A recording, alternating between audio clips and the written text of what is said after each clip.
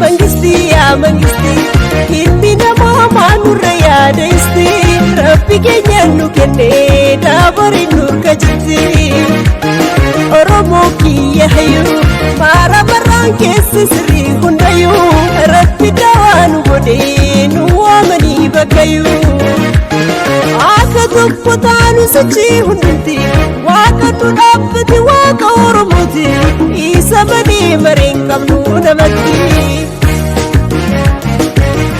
Roy, toke kahira, maro jerumi, maleka nasira.